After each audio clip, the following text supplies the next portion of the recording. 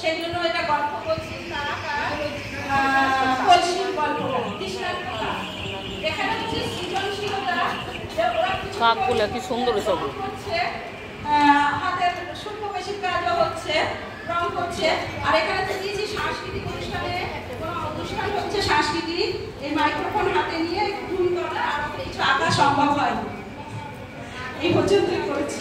হ্যাঁ, এখানে মোটামুটি ঠিক আছে, কারণ যে মোটামুটি দেখো একসময় কোনোটা তো হবে না, কিন্তু একটা ঠিক আছে, তার সাথে রিলেটেড ব্যাপারটা বোঝা যাচ্ছে।